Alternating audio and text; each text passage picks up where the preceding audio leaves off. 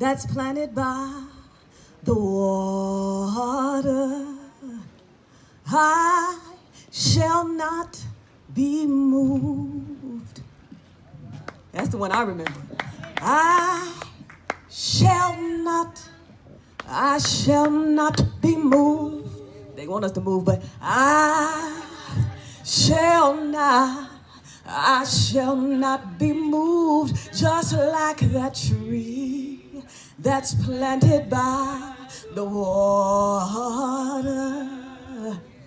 I shall not be moved. That tree over there, you see that tree, it keeps whispering knowledge to me. It's a mover and a shaker, but grounded by its maker. I said it's a mover and a shaker, but grounded by its maker, that tree. I can see that its roots are long. Sap sweeter than a love song. How many lifetimes has it seen? I know the weather must have been mean because that tree knows my name and it knows my rhyme, but it has no measure for time, only respect. To seasons as it grows, that tree knows when to let go is when the wind blows. All of the countless special lives that we've lost, but then I thought about just that. I thought about what does the tree have to say to us, and I thought I cannot stand here today in the beauty of all of this family tree and not talk about the tree. And the tree means so many different things to so many different people. We're talking about a tree of life, we're talking about a tree of knowledge, but we're also talking about my elders. We're talking about my ancestors. We're talking about these women right here sitting at this table who have been whispering knowledge to so many of us. Some of us want to ask more of them, but it is time for us to stand as well sometimes. We have to think about what they have already done and pay attention. Because sometimes you don't have to say anything, you just have to listen. And everybody ain't ready to listen. But when you are ready, the tree is ready for you.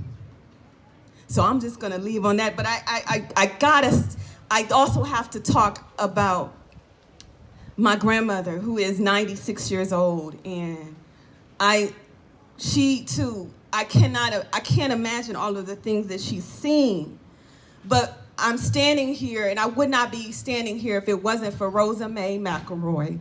I am the daughter of Rosa Mae McElroy. I am the daughter of Patricia Peters. I am the daughter of Rose Long. I have more than one mother. And there have been many teachers who have come through my life, and they have given me so much opportunity to grow and to stand here and to shake my leaves. But sometimes I forget. And sometimes we forget that we have SheRose in our life. And there was a movement going on. I wrote this book in 2006 when it was released. And I do believe that I am part of a movement, and I have helped spark a movement. And that movement is a movement that says that women are just as important and that words matter. So when we say, I have a poem called Amen. So when we say amen, I say, can we say a woman too? But I'm not gonna do that poem today. But if you wanna hear that poem, I'm just gonna plug and tell you, you can't get this book, it's in it. But I will do this poem because I say, when they say heroes, I say SheRose. Because I never liked the word heroine either. I said, I think we should call ourselves SheRose. And I am so proud to know that that word, which I believe I did birth, and if you have proof that I didn't birth that word, you can give me that proof because I would like to see it. But the truth is, I am somebody who is trying to be a social agent. I want to create healing words, and if you want to help me, I'm thinking about creating a documentary on just that.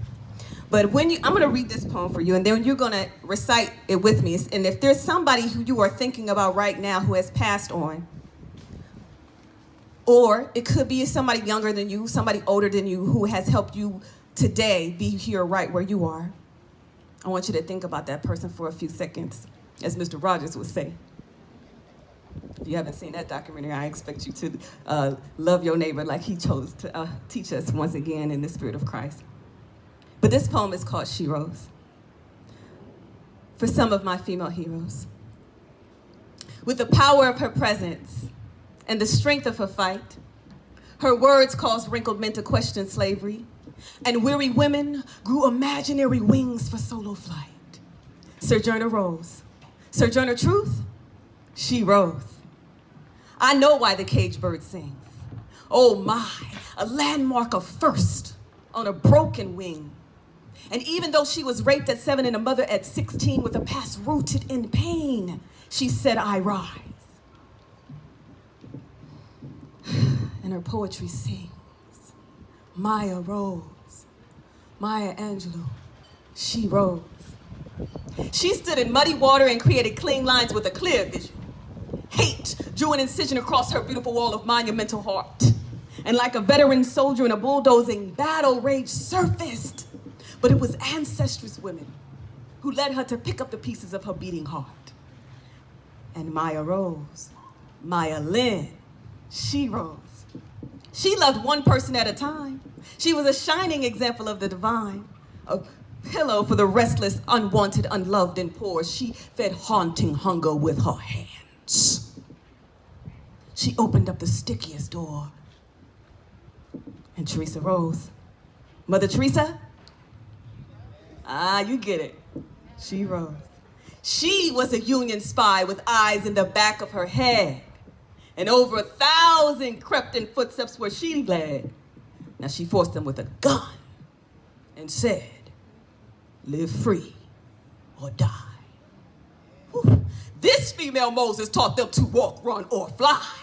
And Harriet rose. Harriet Tubman, she rose. Now, she was called mentally ill, at worst, a traitor, a liar. Now, she was grilled in judiciary of fire. Levitating above sex books, videotapes, and lies, she helped remove muffles on silent cries. Anita rose. Anita Hill? She said, feel what you cannot touch. She laughed at the thought of living with a crippling crutch when they said, you are blind, deaf, and disabled. She couldn't understand their limited view. She proved that she saw, she heard, and she even spoke like a spiritual guru. Who am I talking about? Helen Rose. Helen Keller? Now at 15, she fought back against Little Rock big fireballs and acid attacks. In 1954, angry white mobs were ordered to open up the school door to blacks.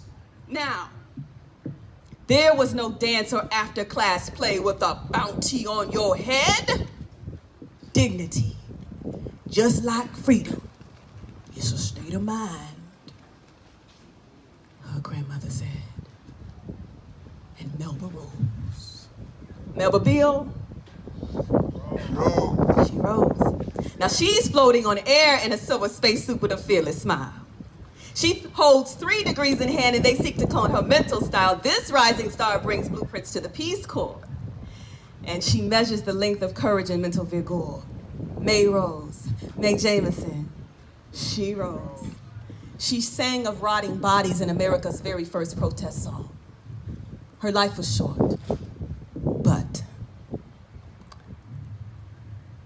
the scar left on those soundtracks, lingering and long.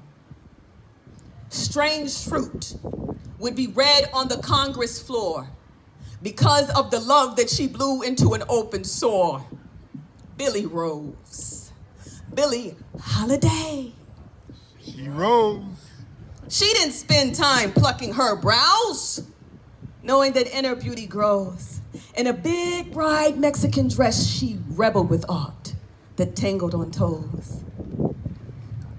Now, her canvas celebrates a life of broken bones, fruit, and a thick thorn. She lived a life full of authentic expression in her search to be reborn. And Frida rose. Frida Kahlo? She rose. A humane example. Before she took a stand by keeping her seat, she rose despite the risk of a thrashed skull and dangling feet. Rosa rose. Rosa Parks, she rose. Now on the count of 3, I'm gonna have you yell out the name of that person I asked you to think about earlier. 3, 2, One, Eleanor.